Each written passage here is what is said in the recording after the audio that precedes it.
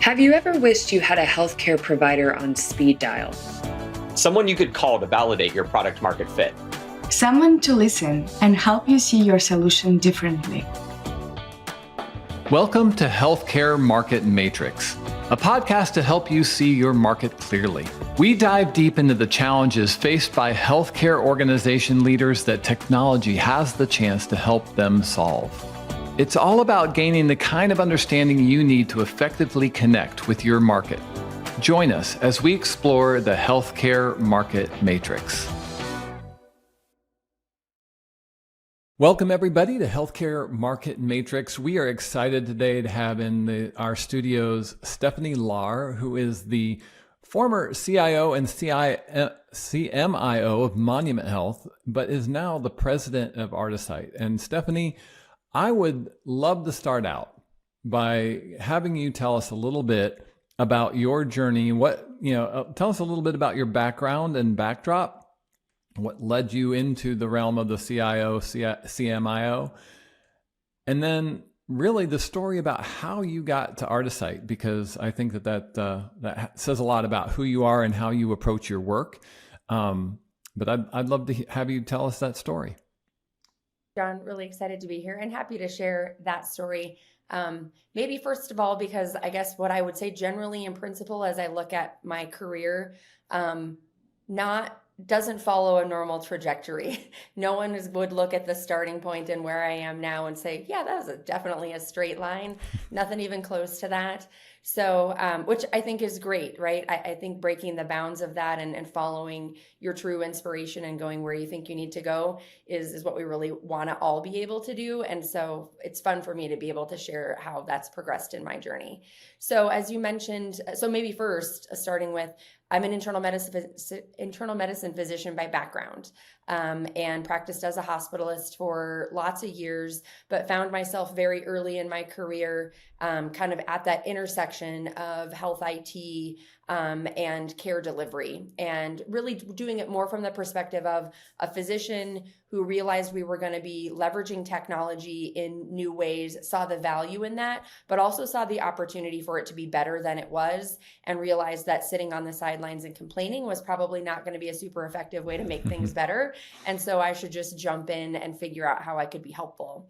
That then turned into, again, more of a career, becoming board certified in clinical informatics and really developing an acumen and education and understanding about how I could apply my skills best in that space. At Monument, I came to the organization in 2016 to be the CMIO, to lead an Epic implementation and really work with the clinical teams on the adoption of a system across a platform system across the whole health system, and for the betterment of our community. And got that work done. Big project, a lot of fun, a lot of work, made really great connections into the community at large as well as within the health system. Realized that I wanted to provide as much value here as I could. And around the time that was all coming to fruition, the CIO that I reported to was retiring. And the CEO of the health system at the time came to me and said, gosh, it seems like it could make sense to have a physician be the leader of our IT teams and really help set that strategy and make sure that it's unified with where we're going directionally as with the organization at large. And would you be willing to be the CIO? And so I thought, well, I'm not 100% sure what that even means or what I'll be doing. But yes, I'll do it. And surrounded myself again with a good network of people and mentors who could help support, never afraid to ask those folks a question on kind of where to go and how to do things, and dove into that work. And so in January of 2018, I took on the combined role of CIO and CMIO. And the great part about that combined role is I got to take a much broader look at technology and how it was used across the health system. And that meant everything from looking at the network and network stability and how the infrastructure of our network and our data centers and how data moved and flowed was going to be essential to all of the clinical applications that we would want to lay on top of it, and bringing that together and helping our teams set the vision and the priorities and translate that to the operational leaders of our healthcare community was really a great experience for me. During the time I was doing that work, I got more dedicated to this concept that we have a lot of great base systems and they are providing a great foundation for where we need to go, but we need to start thinking about the actual clinicians and the work that they're doing and the impact of this technology on them. And what I was seeing was rising levels of burnout and frustration with the systems that we were using, not necessarily because the systems themselves were wrong in some way, but just they weren't designed for the work. They weren't designed around the work of a clinician. They were designed as an additive to that work. And so my two mantras kind of became, hashtag reduce the friction and hashtag bring back the joy to medicine. And I meant that in a really broad way. So I started looking for tools and ways to help our organization move beyond some of that. And fortunately, I had the blessing of being at an organization that wanted to be forward thinking and was willing to try some things others hadn't. So in June of 2021, alongside my chief nursing officer, we went to an innovation meeting with several other health systems in California, where we were introduced to a company called Artisight. And I was told as we went into that meeting, I think you're going to really like this.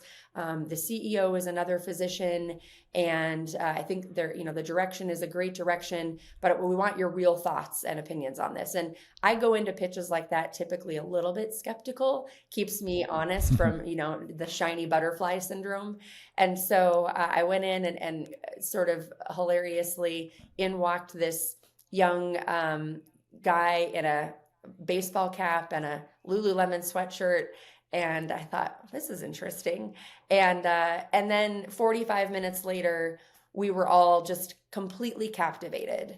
The solution that he was talking about, leveraging computer vision and other sensors to automate care at the bedside, really focused on what's the work of our clinicians, and what is the work that they are doing that probably doesn't need to be done by them? And how do we start to unwind that? How do we give them that time back, that opportunity to be more present with patients and focused on that care?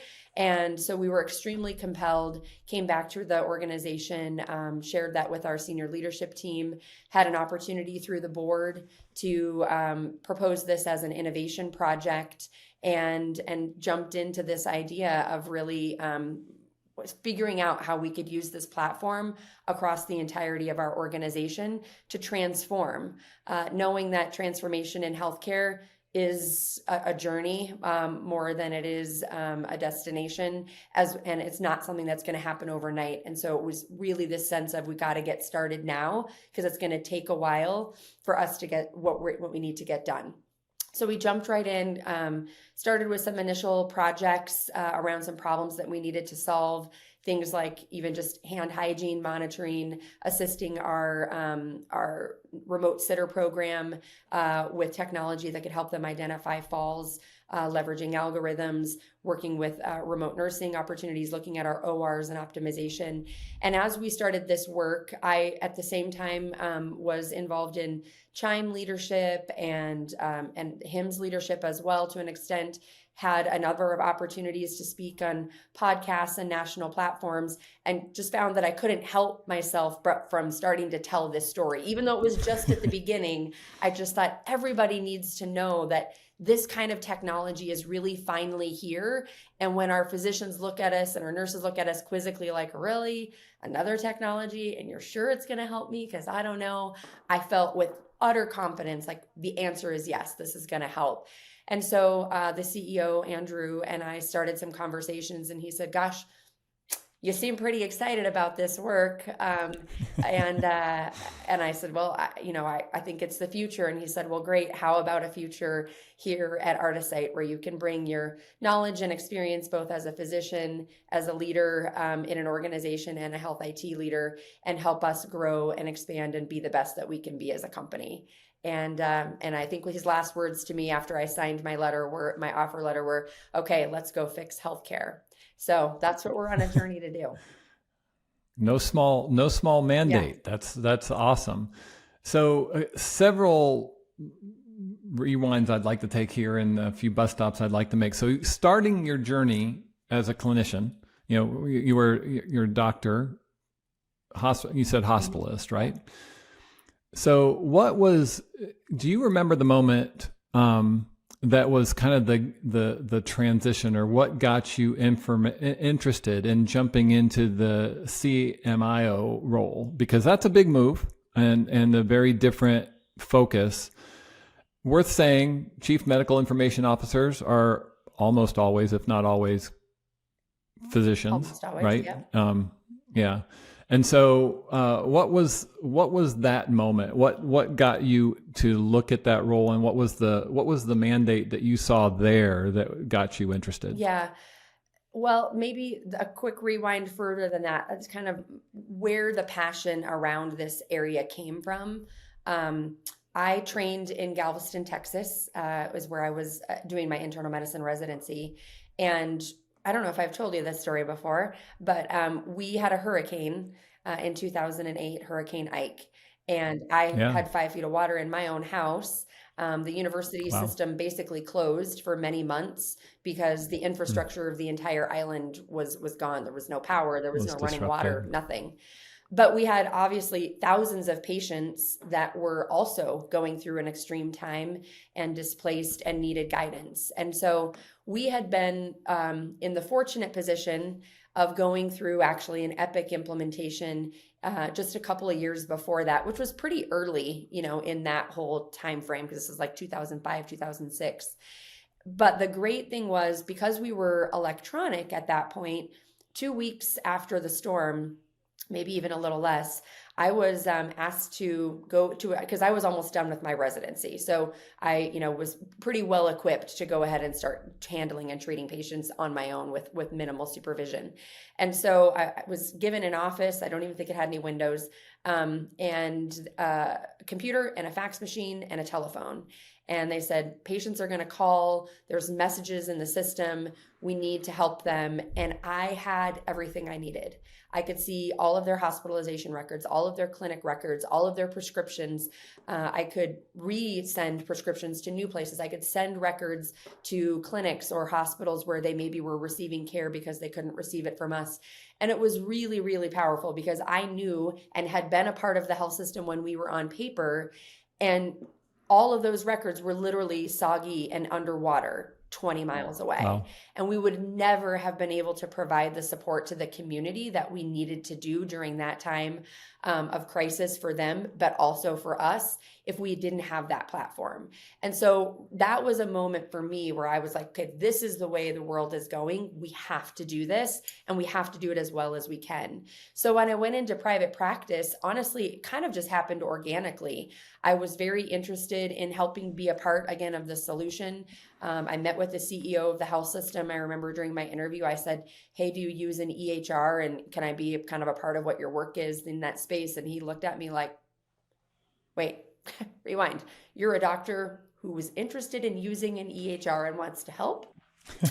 I've never seen this before. And again, it was pretty early. In fact, this was the time when organizations like AMDIS, the American Medical Director for Information Systems organization, was alive and well, but CMIO wasn't even a term. It was Medical Directors of Information Systems, right? Hence the name. Yeah, and CMIO is a relatively recent, relatively recent position, right? And if I'm understanding right, if I were to characterize this role, it's essentially the nexus within a hospital or provider organization that bridges the gap between practicing clinicians and the IT department. Is that a fair characterization? Absolutely. And what happened for me, I was dealing with my own partners, and then the leadership team of IT said, how about go talk to the ER doctors? Could you go talk to the ICU docs? Hey, the physical therapists are struggling something. Maybe you could help them too. And we had nurse informaticists already in the organization. And so it really just became this symbiosis with me as kind of the leader of then that informatics team to, again, take what were the needs of the operational teams and translate them into what we could and couldn't do with technology. Because sometimes being a CMIO means saying no. Yeah. It's not always about saying yes, but it's figuring out how to turn that no into something that can still be impactful and positive. And so you really had to know and learn the technology side as well, and then translate the two across to each other. Did you find yourself in that role? Were you most often going from clinicians up or IT down? And I put that in an unfortunate hierarchy because it doesn't need to be up or down, but you know what I mean. I mean, which direction were you most frequently advocating in? Yeah, I was most frequently advocating to the technical teams what the clinicians needed. Yep. You know, and the other thing was actually bringing together, even from different clinical areas, how to do a synergistic approach. So as an example, you know, pharmacy may have felt they needed one thing, but it had an impact on physicians that they didn't want, and then maybe an impact on nursing that they didn't want. And so it wasn't even always just translating to IT what the needs were of the teams, but it was sometimes interrelational communication between clinicians to say, I understand that pharmacy really needs this. Is there a way that we can do that that doesn't cause this secondary issue for the physicians? And Yep. prior to that, there was nobody doing that work. And so you ended up in situations where actually, typically what happened is you blamed the technology. Well, if this stupid system could just do it like this, you know, it would be fine. And then we dig in and say, oh, as a matter of fact, it can. How did we arrive at this decision? Oh, we arrived at this decision because we asked one group how it needed to work because it was the pharmacy module. So we asked pharmacists. Well, the pharmacy module lives inside an ecosystem of a whole bunch of other things. And so that was actually a lot of the work, was bringing multidisciplines of even clinicians together and figuring out uniformly what did we need as a group so that Right. could be translated to IT, because IT can do a lot of things, but they can't code it two ways, one way for pharmacy and one way for physicians. That's why we went to platforms, was to eliminate that. So that was a lot of those conversations.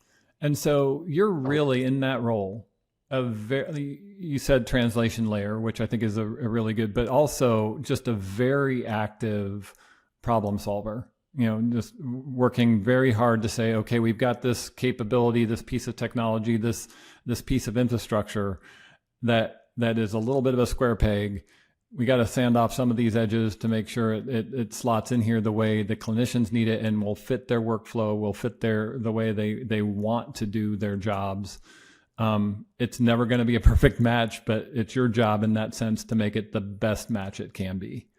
Yeah. The other thing I think was really amazing about the CMIO role, and most of the CMIOs that I meet, CMIOs and the other informaticists in on the technology teams or in organizations tend to know more about how the organization works at its deepest level than anyone else. Anybody else. Yeah. Because our tools will never work right if it doesn't tie in well to what the workflows are. And if you tell us this is your workflow, and then we go and build the system to do it, and really that's not actually how you do it, you just didn't maybe want to say, well, in real life, every day we do it like this. So then we'd go in when things were broken and figure out like, well, what's really going on here? And then we'd unravel the layers of, so actually you don't do it like that 80% of the time. And so a lot of it too was creating first a safe environment to say,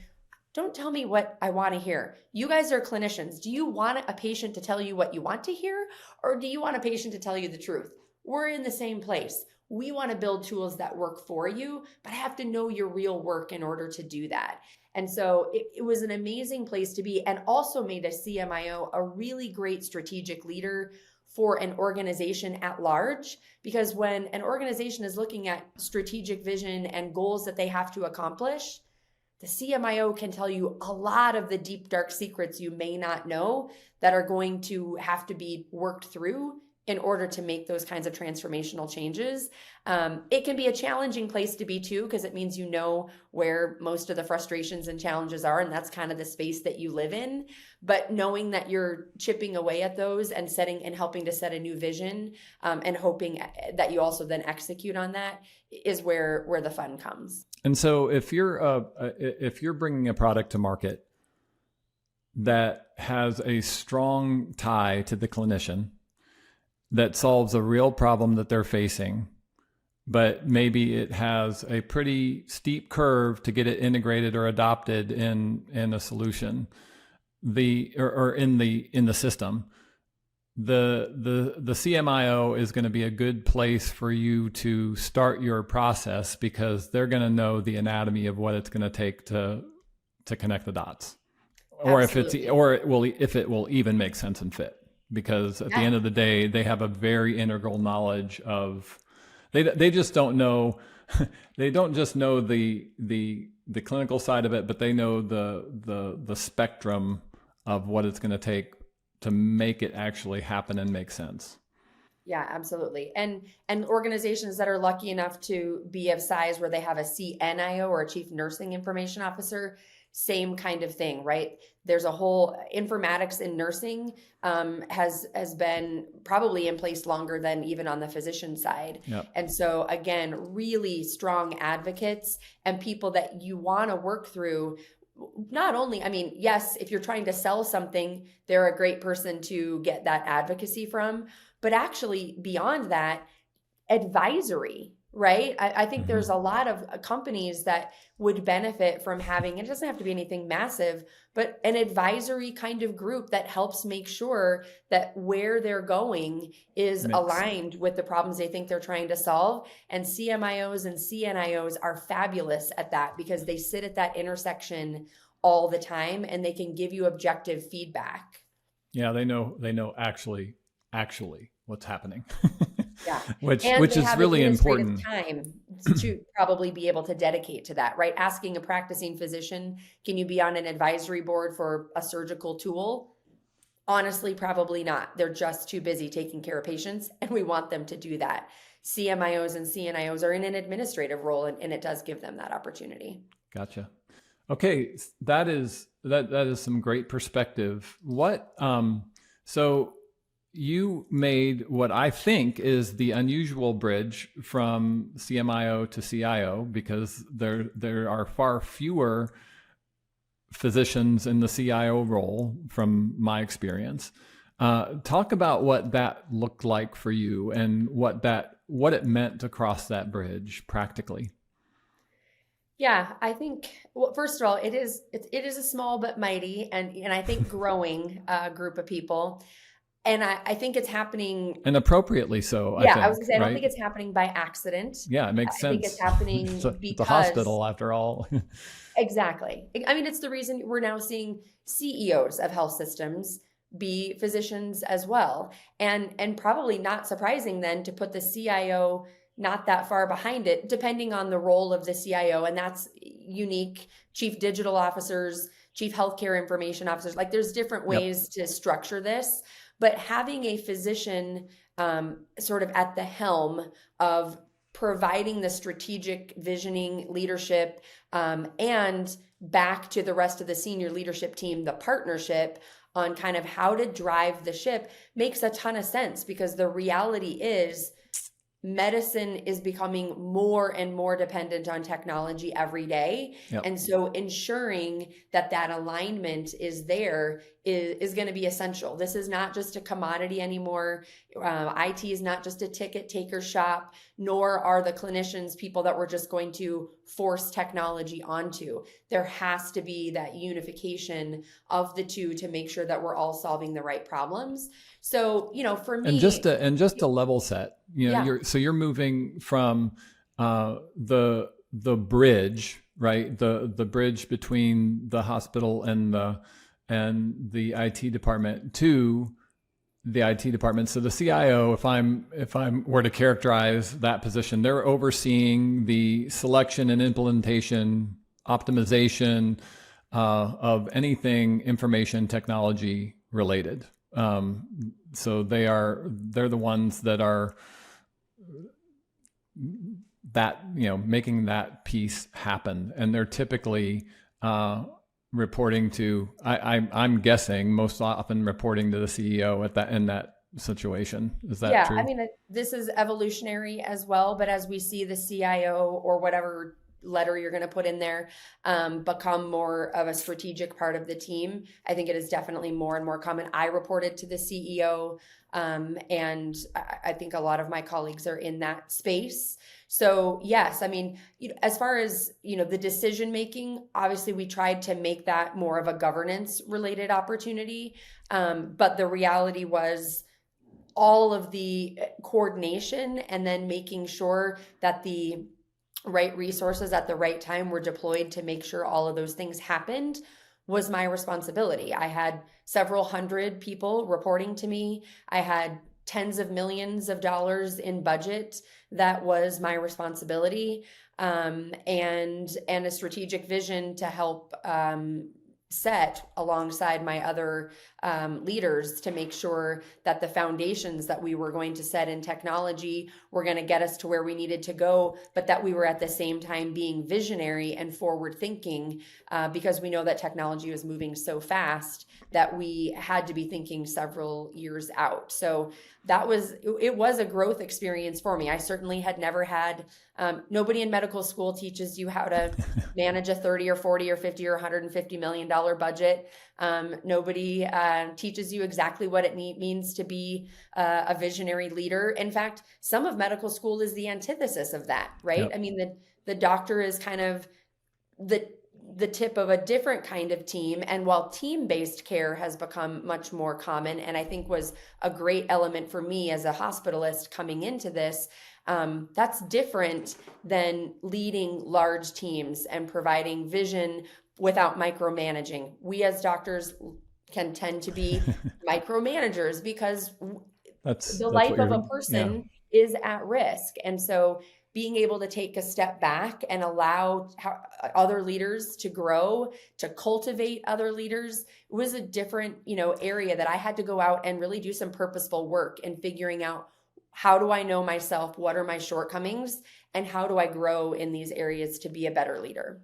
Yeah. So what was, when you moved from that position, which I would say is certainly on the clinical side of the spectrum from the CMIO, into the CIO, which goes far more into the business and transformation side of the spectrum, right?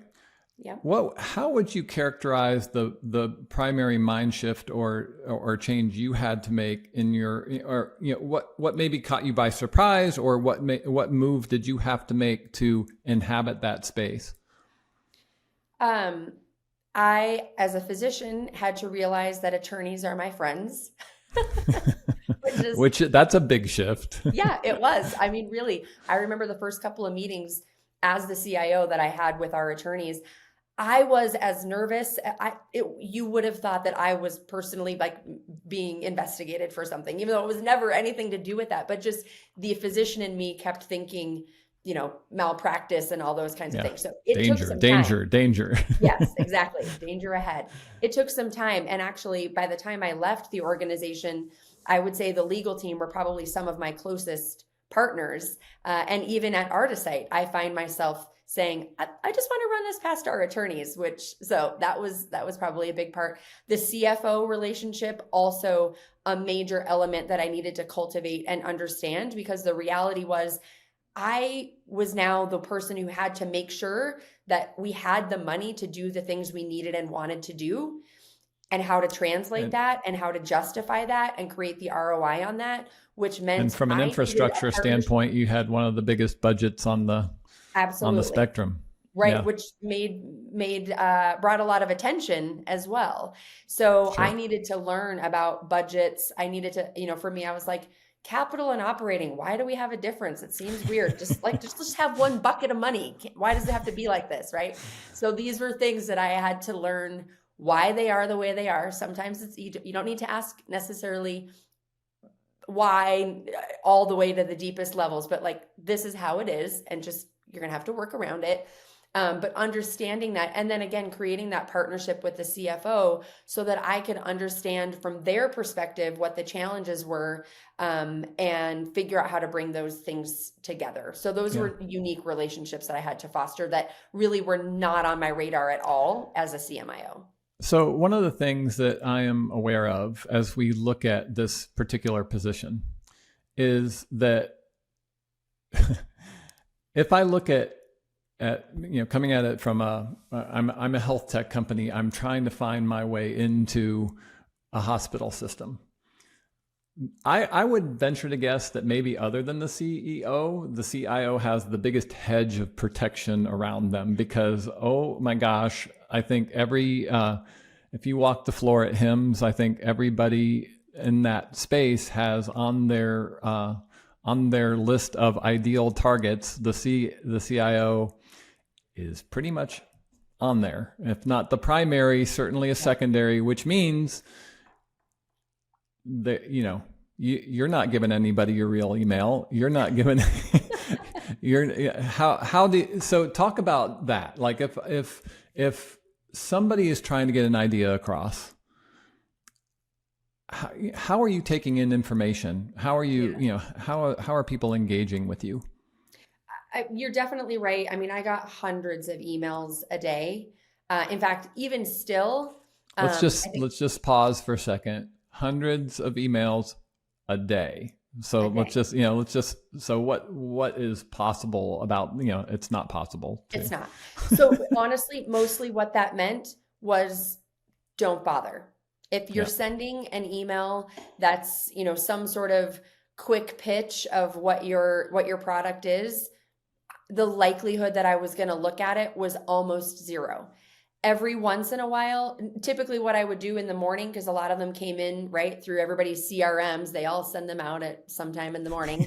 And so Tuesday yes, at 8:30. Exactly. So in the morning, I would kind of get up and over coffee, I'd hit edit on my phone and I'd just start swiping down and I would select literally everything. And I'd quickly kind of glance at what the title was. But if it wasn't a person I recognized and something that didn't really stand out, it was mostly just a massive delete. Once in a while, something would stand out. People ask me all the time, what is that something? I'll be honest, it was random. Like, I almost think it was like divine intervention. Every once in a while, for some reason, I'd stop on something and I'd open it and oftentimes be like, I actually might be interested in this. And then I'd push it out to my team or whatever. But email in general, terrible. A couple of things I'd say while we're on the topic of not working. It was very frustrating. People get very aggressive about this, right? It's a little like paparazzi-esque, right? Like there's the cool nature of, yes, we know you're trying to sell something and you need access to me. But then there's the crossing the line into not appropriate. People who just put calendar invites on your calendar as though they've sent you, whatever, super annoying. CRM messages in general, I can see that from a mile away. At a minimum, I love it. In fact, I have a colleague who has a company and it literally says in the body of his message, this message is generated by my CRM. And I need to send out a mass communication. And so I'm just letting you know that this is where it's from. I could tell by if it said, even how it was titled to me, I could often tell what was generating it. So those are not good things to do. I will say though that I felt, so you talk about the wall, it took a couple of years.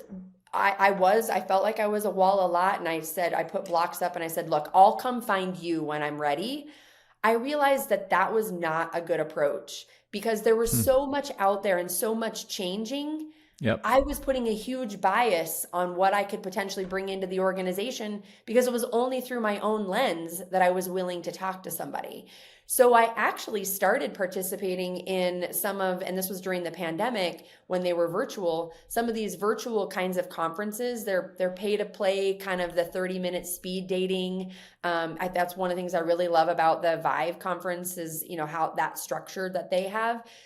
I think those are You're talking about like the hosted buyer scenario. Program or Reverse Expo or whatever different people call it. But it's basically, you know, somewhere between 5 and 30 minutes of time where you just meet and hear about things.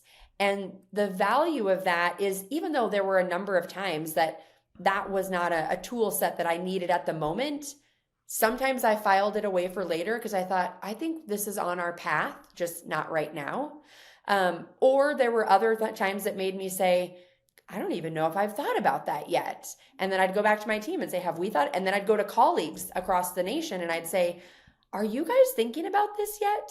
And sometimes they'd say, yeah, we are. And I'm like, gosh, I didn't even realize like that was coming at us. I need to start digging in and understanding. Yeah. So I do think those kinds of programs provide value, but it's hard, right? Because the volume is so high that you have to cut things off somewhere. So I do like those kinds of programs. I do like, a lot of it is colleague kinds of conversations as well. Getting together with colleagues, both physically and virtually, and saying, what are you using for this? Do you like this? What would you do differently? That kind of stuff. But it's a hard place to be as on the vendor side, which I now am recognizing and seeing from a different viewpoint. You're on the other side.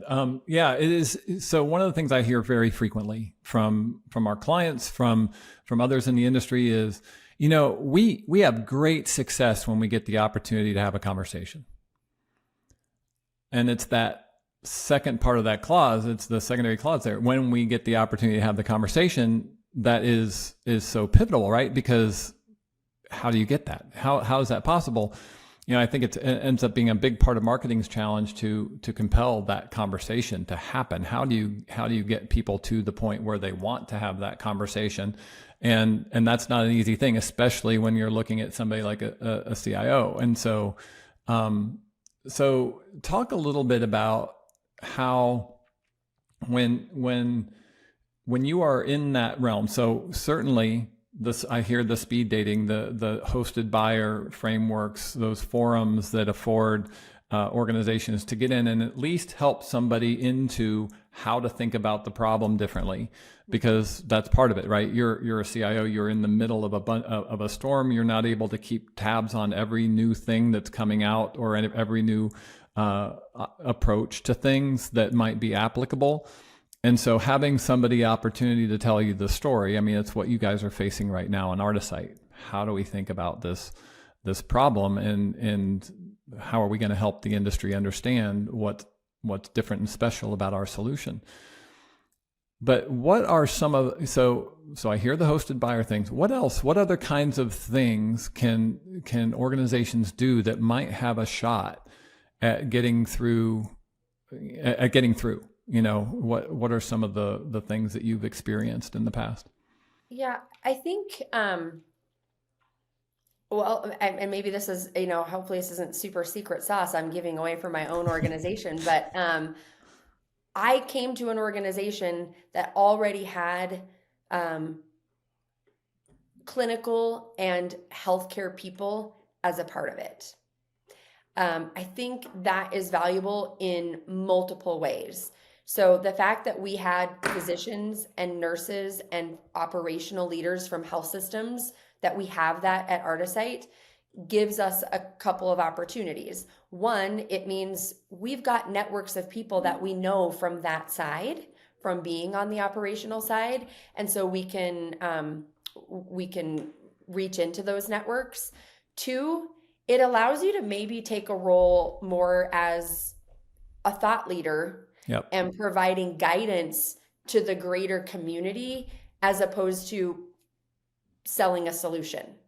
And so if you can have the people on your team that are in a position to be knowledgeable and have the expertise to really help the community at large understand, to your point, the things that we're trying to solve and the new ways to do it, you may have an opportunity to present yourselves in different forums than you would otherwise.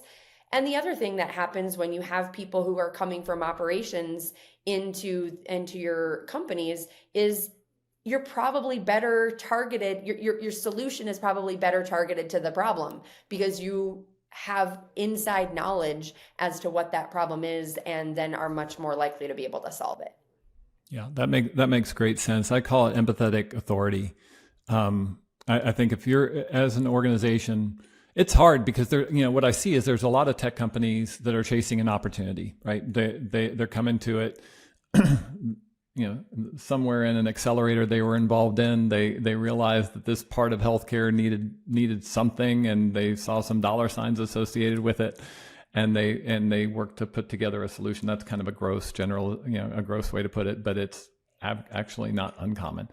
And so they'll get enough expertise to work to solve the problem. And a big chunk of what they're missing is the opportunity to clearly connect the dots, and that does require a lot of domain expertise and the ability, that's one of the things I'm excited about and how Artisight is approaching it. We're selling into the clinical environment, and we've got clinical leaders who've been there, done that, leading the charge. And I think that ends up really being not just transforming the approach to the market, but it transforms the approach to the solution. You're solving the problem in a way that makes sense because you've sat on that bridge. And I think the empathy side of what you mentioned as well really resonates with me, because I have been, and I've said this even as now in the role that I'm in and in different partnership agreements that we're working on to grow as a company, I have said to people, I sat in a boardroom and I pitched as the CIO the solution that I wanted to bring to the organization that we had brought through governance and those kinds of things that we felt was going to take us forward. Every time, and I was successful at it most of the time, but every time I got the yes, someone else got a no. And sometimes that no was, we're not buying new hospital beds. The new nurse call system is going to have to wait while we do whatever this other thing is that I was leading. Every dollar that a health system spends is extremely important to me. And the value that they are getting for that dollar is extremely important to me. And the concept and the idea of people taking advantage of the opportunity of, here's a problem that needs to be solved, I can make a buck. Healthcare can't afford that. Especially now, but really never. Margins at health systems have never been margins to be admired. And so they're doing a service for the community, for all of us. And so totally understand, even for a health system, no money, no mission, right? There has to be some back and forth exchange there. But foundationally, I can read that in my conversations with people. And if the conversation with you is really about sell, I'm done. Because what it really needs to be about is solve. And value, and right? Value. Yeah, and that's what I'm hearing really clearly. If I'm getting what so if you're a company coming to market and you're wanting to make, from an empathetic perspective, you better have your value equation very well articulated and ready to, documented, articulated, and well constructed. Because if it's sketchy or thin, you're putting, as the CIO, you're saying no to somebody to say yes to this solution. And it better be a really clear reason why. Because if it's not, I'm going to go with the clear reason because I'm working within margins and it's just, it is too critical. We're talking about how we are advancing the cause. That makes sense. And something I see really, it's especially hard for early stage companies who haven't been able to get all the way through the equations and don't have the proof text all the way worked out. But what I'm hearing is, if you're going to invest some time, effort, energy on anything, it's to make sure that you've got a fine point on what those equations look like. It's well researched, well documented, and something you can turn over to somebody and say, look, here's the real numbers. Is that? Yeah. And if you're still in that development phase, be willing to go into development relationships, right? Figure out how you're going to do your financing. One other thing that's amazing right now is because of all this attention in this space, again, a little more challenging today, but still possible. There's tons of venture and private equity capital out there for companies to get them. That's what the whole point of that is, right? To get them through these early stages of development so that they can remain a company, but figure out what they really need to do. And so partner, be honest with the health system and say, here's where we are today. Here's where we think we need to go. The reality is we need an ecosystem like yours to help us vet this out, and do that a few times. Don't sell it if it's not ready to be sold. Find a way to build it together. And again, easier said than done. Something has to keep the money of the company going. But I think those are times that you need to think about looking at financing opportunities and those kinds of partnership agreements so that you can take the time to go out and really make sure that your tool meets the needs, because nothing is worse on either side of this than tearing something out later. Yep, absolutely. We are so as we kind of round third and head for home here. If you were to kind of thumbnail some of the big problems up in the grill of some of the I guess of an average, let's start on the CMIO realm. Like, what are some of the things you're aware of systemically that are broadly facing that position as problems? And then the same question for the CIO, but what are you seeing as some of the meta issues that are really there? Yeah, on the CMIO, I think there's probably two buckets I'd put it in. One is the burnout. How do they help the clinicians use tools that will really be helpful? How do we improve workflows and yet do it in a way that can be somewhat flexible? Because we know that not every physician wants to practice in exactly the same way or needs the same thing, and not every nurse is going to do the exact same thing. So how do we help find those tools that can improve those workflows? And then the other thing I would say is probably on the decision support and the harnessing of all of the data that's out there, as well as the quality of the data. So back to the sort of burnout side of things, one of the reasons we see a lot of burnout is because of the administrative tasks. So I think CMIOs are looking at ways, and CNIOs are looking at ways of protecting their clinical people from the one more click, right? Yep. Don't bring me a solution that is going to, create great data, maybe not, but requires one more click, because one more click literally could be the difference between a nurse quitting her job or his job today or not. Yeah, because you're already at several clicks. So adding one more is not a problem solve. Correct. And then the other thing on the data side is there's so much to know. There's so much to assimilate on an everyday basis, putting in front of us and things happen, can happen almost silently if it's happening in front of your eyes, right? So how do we use the data to create triggers, to create decision support, to create reminders, to create communication flow, so that as all of this data is coming in, we can actually do something with it? Because the human mind in and of itself is not going to be capable of digesting and using all of that information in real time. So how do we start to use it in ways where we can bring it to the right person at the right time for the right patient? And that means then also getting to this point of almost precision-based care, right? What is the exact right blood pressure medicine for this patient who lives in this place, who has this history, who all of those kinds of things. So there's tons of opportunity there. It's going to take us a while to get there, but we're not going to get there without, again, starting somewhere and marching our way toward it. And I think that, our clinicians are really attuned, and CMIOs are really attuned to how do we improve that. On the CIO side, I think it's thinking about the broader efficiencies of the organization at large. How do we help revenue cycle teams be efficient? How do we help, even our IT teams be more efficient? How do we help the clinicians be more efficient? How do we bring the right data to our leaders so that they can make the best real-time decisions?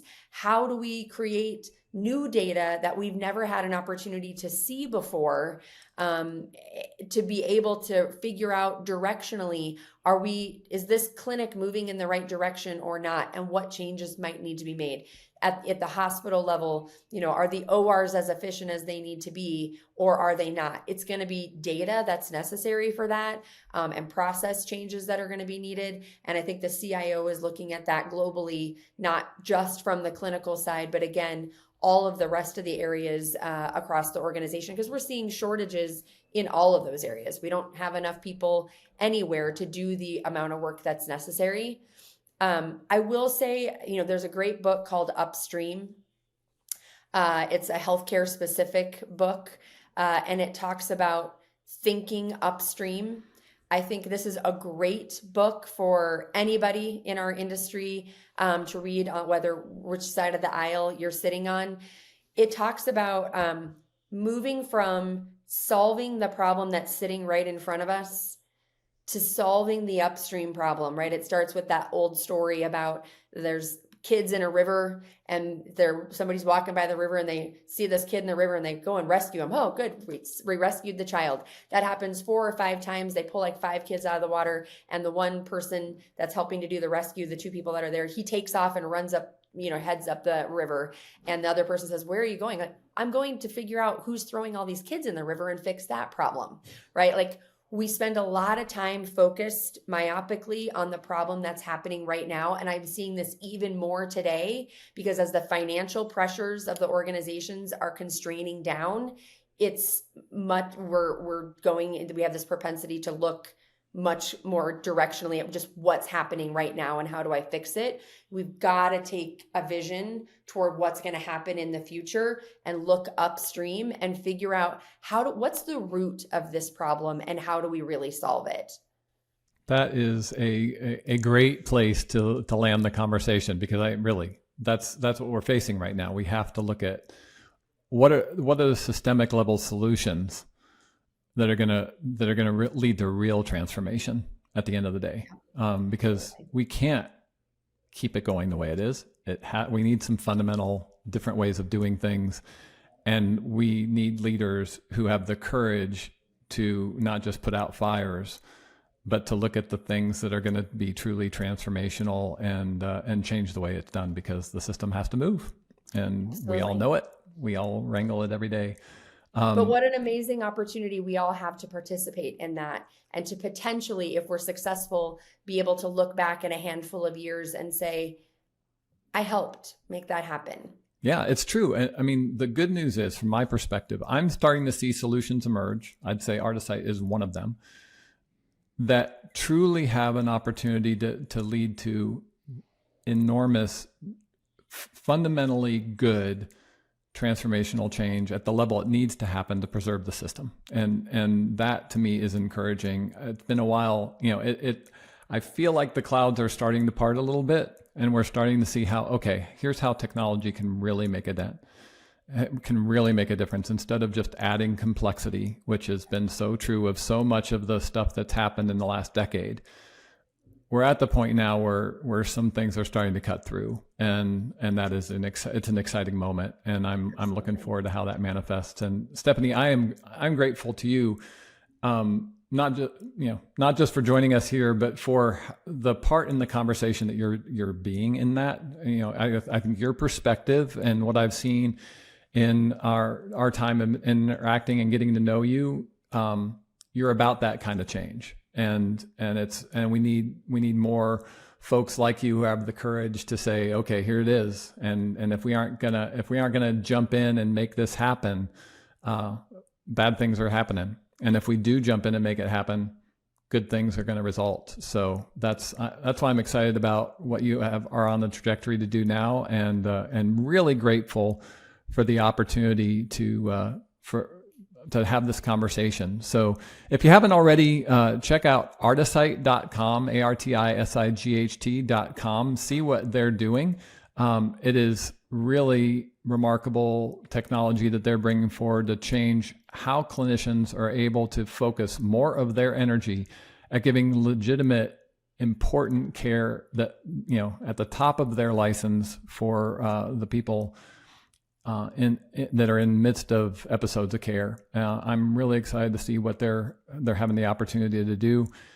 Again, Stephanie, thank you so much for joining us here today on our humble little podcast. Absolutely happy to do it. Great to see